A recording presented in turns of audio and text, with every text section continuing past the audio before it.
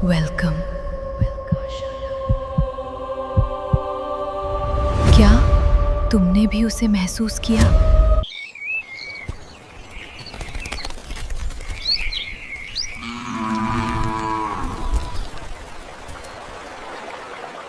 साथ की एक शाम बखगंज गांव की दो औरतें, गौरी और राधा, भोलनी की चाय की दुकान पर बैठी थी। उनके चेहरों से साफ झलक रहा था कि वे गहरे चिंतन और उदासी में डूबी हुई हैं। आमतौर पर गांव की औरतें इस समय 2-3 कप चाय पीते हुए बातें करती रहती, लेकिन आज माहौल बेहद खामोश था। तभी गांव की हेडमिस्ट्रेस कैलाशी देवी वहां पहुंची। अरे गौरी, राधा, तुम लोग यहाँ इतनी उदास होकर क्यों बैठी हो? मुझे इस गांव में आए हुए इतने दिन हो गए, लेकिन मैंने तो कभी तुम लोगों को इतनी परेशान हालत में नहीं देखा। हमेशा तो तुम्हें हंसते मुस्कुराते ही देखा है, लेकिन आज अचानक क्या हुआ? आइए कैलाशी मैडम, बैठिए। आपकी चाय तैयार है। मुझे पता था आप थोड़ी देर में यहाँ आ ही जाओगी। हाँ भोला, वही अदरक वाली चाय देना, एकदम कड़क। बहुत दिन हो गए तुम्हारे हाथ की चाय नहीं पी। और हाँ, तुम लोग बताती क्यों नहीं कि हुआ क्या है? इतनी उदासी क्यों छाई है तुम सबके चेहरों पर? असल में क्या है ना मैडम, हम सबका मन आज बहुत भारी है। तभी राधा बीच में कहती है, गौरी मैडम को मत बता। मैडम पहले ही बहुत परेशान रहती है, उन्हें और परेशान मत कर। गौरी, सच सच बता, क्या हुआ है? गांव की औरतें इतनी परेशान क्यों हैं? इतने खूबसूरत गांव की औरतों के बीच रहकर तो किसी का भी मन अच्छा हो जाता है, फिर तुम्हें क्या चिंता है? जब किसी की बेटी की शादी होती थी या कोई तीज त्योहार आता था तो हमें दूसरे गांव जाना पड़ता था, वो भी 10 मील दूर। कई बार रात हो जाती थी, रास्ते में डर भी लगता था। इसीलिए हमने सोचा कि अपने गांव में ही एक पार्लर खोलेंगे, जहां हमारी औरतें खुद भी काम कर सकें और सज धज सकें। हम सबने मिलकर पैसे बचाए, पार्लर बन भी गया। लेकिन गौरी, रहने दे ये सब, बढ़कर मैडम को क्यों परेशान कर रही है? मैडम ने बहुत कुछ किया हमारे लिए, अब ये सब बताकर उन्हें परेशान मत कर। गौरी और राधा, रहने दो। मैडम के ऊपर और भी जिम्मेदारी है। ये सब बात बताकर उन्हें और परेशान नहीं करेंगे। नहीं भोला, उन्हें बताने दो। उनकी परेशानी मतलब मेरी परेशानी। लेकिन क्या? लेकिन अब हमारी सारी बचत खत्म हो गई मैडम। पार्लर तो तैयार है, दीवारें खड़ी हैं, दरवाजे लग चुके हैं, पर अब भी कुर्सियां, शीशे, मशीनें और सारा सामान खरीदना बाकी है।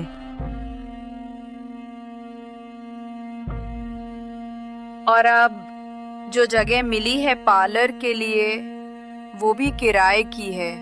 मालकिन कह रही थी अगर ये महीना बीत गया तो किराया देना पड़ेगा।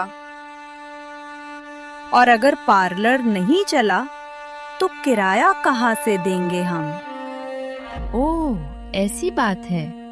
मेरे पास थोड़ा धन था, लेकिन वो तो मेरी बेटी की शादी में खर्च हो गया।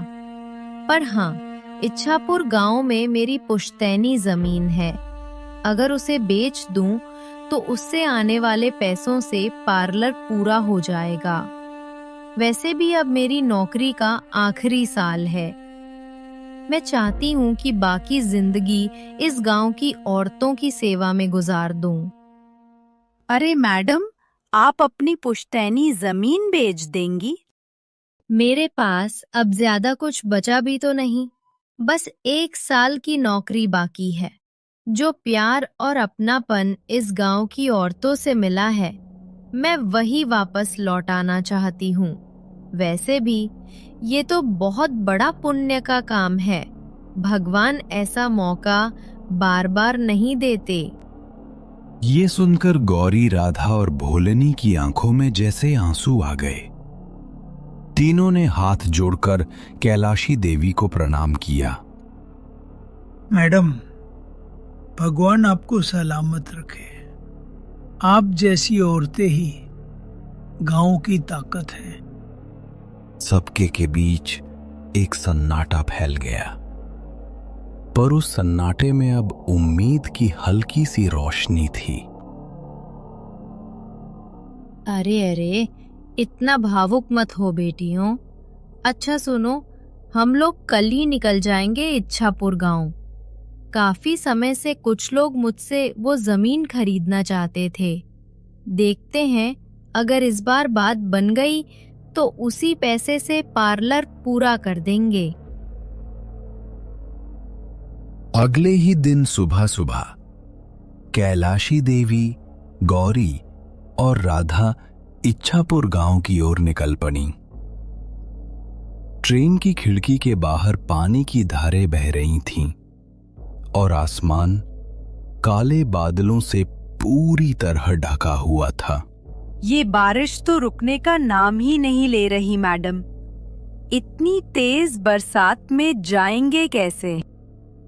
आपका गांव क्या स्टेशन से बहुत दूर है मैडम?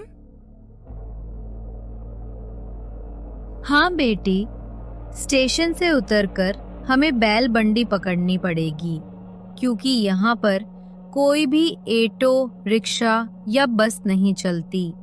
यही हमें सीधे गांव तक ले जाएगी। पहुंचने में शाम तो हो जाएगी, लेकिन दिल को सुकून मिलेगा। ऐसे ही बातों बातों में वक्त गुजर गया। ट्रेन की रफ्तार धीमी हुई और जब रुकी तब शाम हो चुकी थी।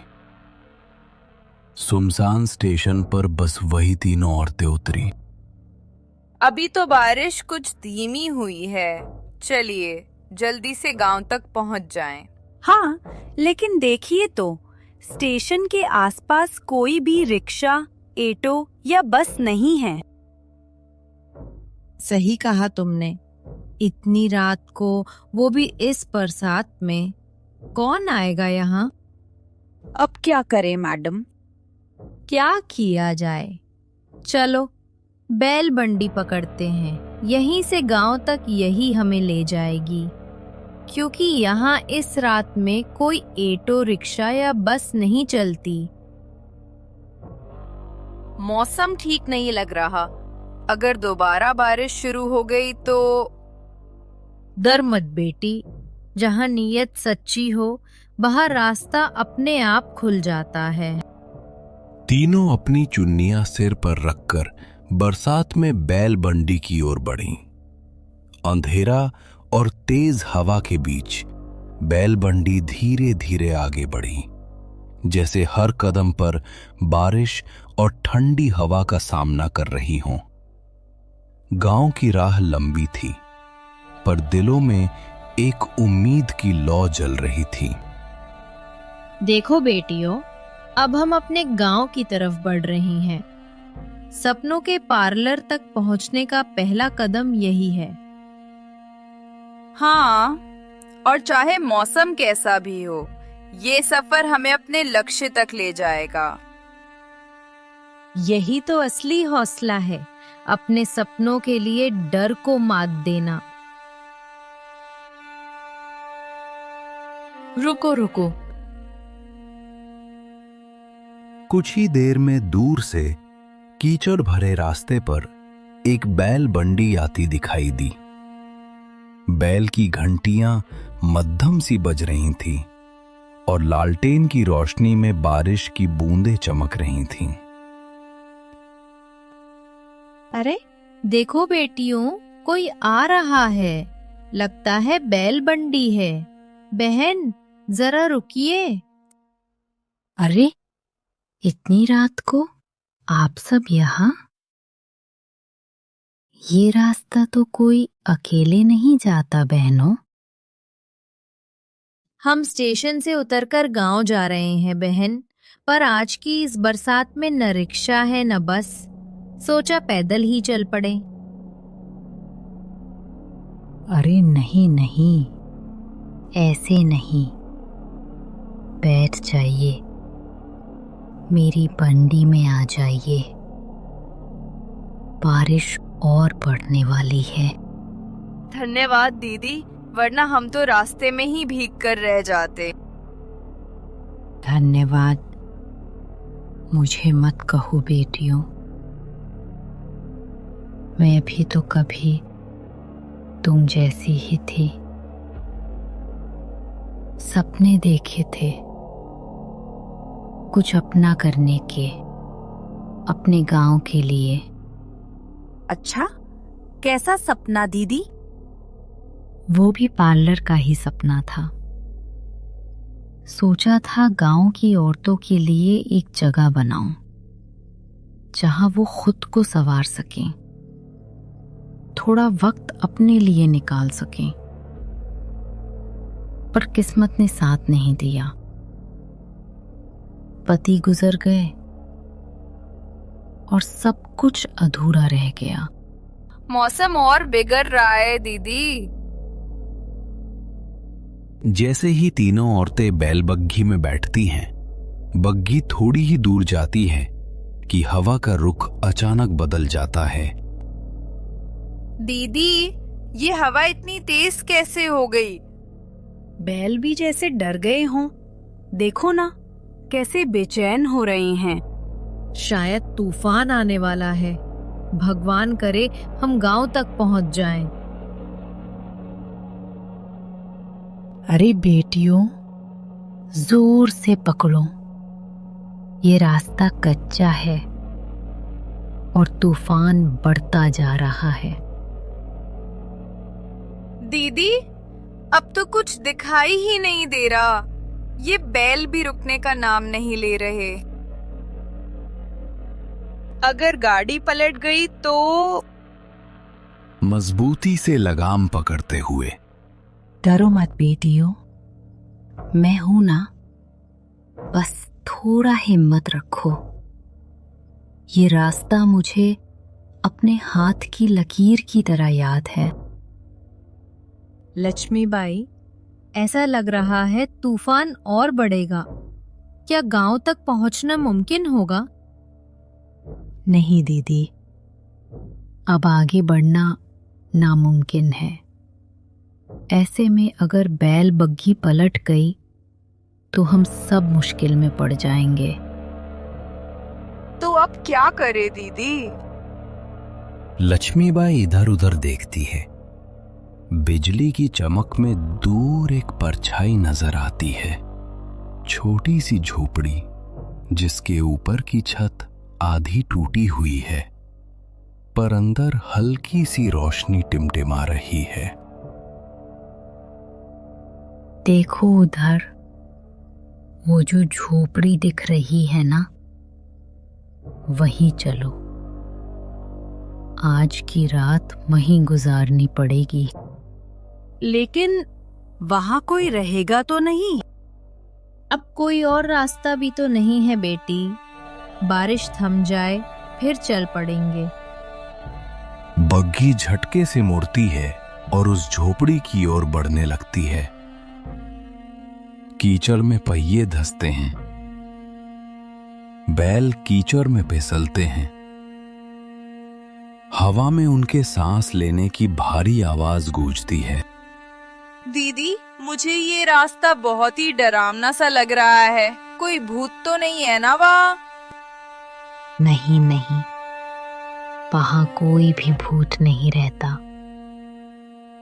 लेकिन हमारे पास अब कोई रास्ता नहीं है। कैलाशी देवी कुछ पल के लिए गुमसुम बैठी रहीं। चेहरे पर पानी की बूंदें ऐसे बह रही थी जैसे आंसू हों। उनकी आंखें बंद थीं। शायद वो भगवान से दुआ कर रही थी कि सब सही सलामत रहें। अब हमारे पास कोई और रास्ता नहीं बचा राधा। जो भी हो, हमें उस औरत की बात माननी ही पड़ेगी। मगर दीदी, हमें नहीं पता उस झोपड़ी में कौन रहता है। कहीं कोई। अब सवाल ये नहीं कि वहाँ कौन है, सवाल ये है कि हम जिंदा सुबह देख पाएंगे या नहीं। चलो बेटियों, ज्यादा सोचो मत। यही एक आसरा है इस तूफान में। अंदर घुसते ही एक अजीब सी बदबू ने सबका स्वागत किया, जैसे बहुत दिनों से कोई दरवाजा बंद पड़ा हो। अम्मा, ये कैसी गंध है? लगता है यहाँ कोई बहुत दिनों से नहीं आया। हाँ, ये घर तो बरसों से बंद है। बस आज रात ठहर लो। सुबह होते ही मैं तुम्हें सुरक्षित गांव पहुंचा दूंगी। मगर उस मुस्कान में कुछ अजीब था। उसकी आंखें हल्की सी लाल चमक उठीं, जैसे दीपक की लौ से परछाई पड़ गई हो। फिर उसने कहा, तुम लोग आराम करो, मैं बाहर देख लेती हूँ। बैलों को बांध दूं। वो धीरे धीरे बाहर चली गई। अंदर तीनों ने चटाई बिछाई और लेटने की कोशिश की। बारिश की आवाज अब और तेज हो गई थी। छत के ऊपर किसी के चलने जैसी आवाजें आने लगीं।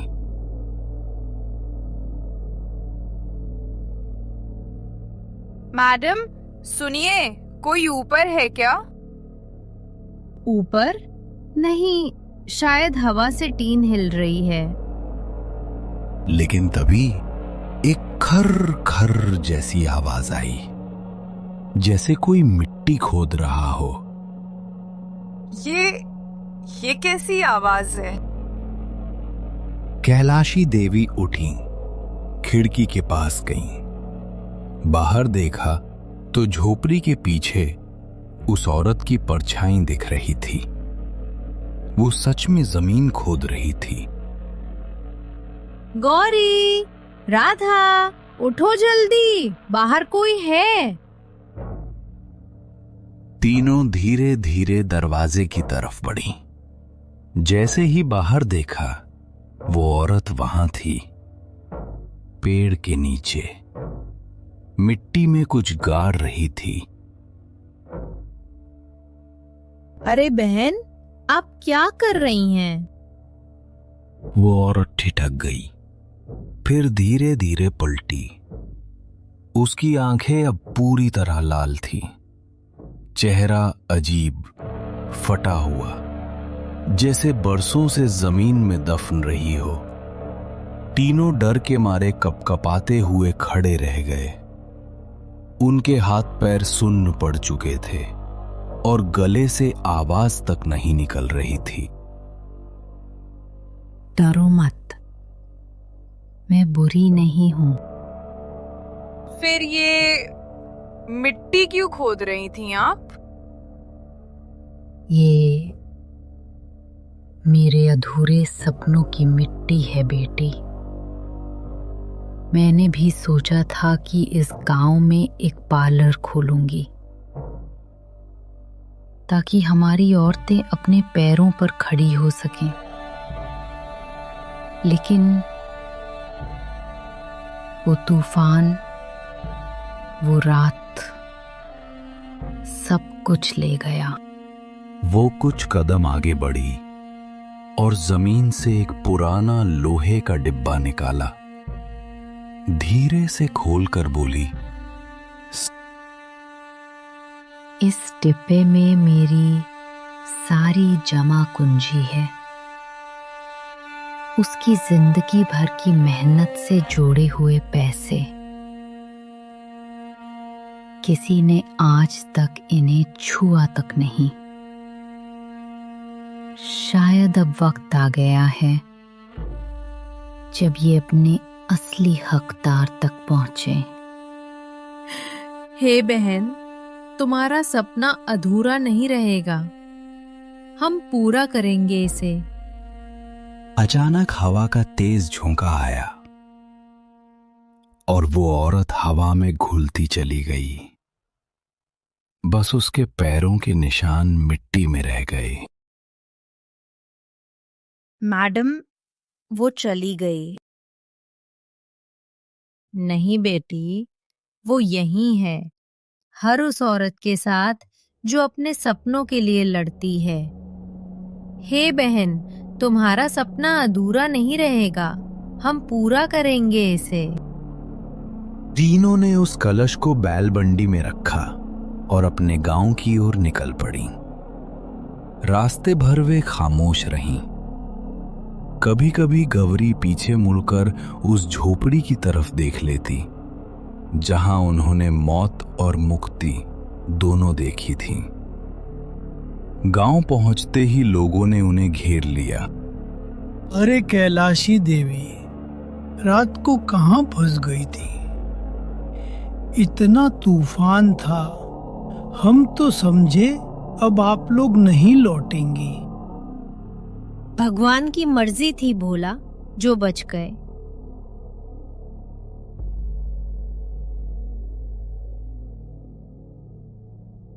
कुछ दिनों बाद गांव के बीचों बीच एक छोटा सा पार्लर खुला।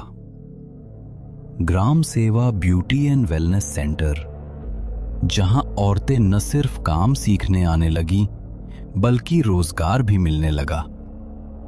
अगर आप चैनल पर नए हैं तो अभी इसी वक्त चैनल को सब्सक्राइब कीजिए और उस डरावनी सी बेल आइकन को दबाना मत भूलिएगा, ताकि जब भी अगली डरावनी कहानी अपलोड हो वो सीधे आपके फोन पर दस्तक दे और आपकी रातें और भी सेहरन भरी बन जाएं। और हां, अगर आपको ये कहानी सच में अच्छी लगी हो तो एक लाइक जरूर कीजिए। आपकी एक छोटी सी क्लिक हमें और कहानियां लाने का हौसला देती है। कमेंट्स में बताइएगा कौन सा हिस्सा आपके दिल को सबसे ज्यादा डरा गया, ताकि अगली बार हम आपको और गहराई तक और भी सेहरन के साथ डराने आ सकें। याद रखिए, ये सिर्फ कहानियां नहीं हैं, ये वो किस्से हैं जो कभी किसी के साथ सच भी हो सकते हैं। तो अगली बार जब अंधेरे कमरे में खिड़की के बाहर से कोई अजीब सी आहट आए या आपको लगे कि कोई आपके पीछे खड़ा है, तो बस याद रखिएगा, हर हफ्ते आपके साथ हैं। तो दोस्तों, अगली बार फिर मिलेंगे एक और डरावनी दास्तान के साथ। तब तक के लिए अंधेरे से दोस्ती बनाए रखिए और डर को अपने करीब महसूस कीजिए। शुभ रात्रि। और डर से भरी रात आपका इंतजार कर रही है।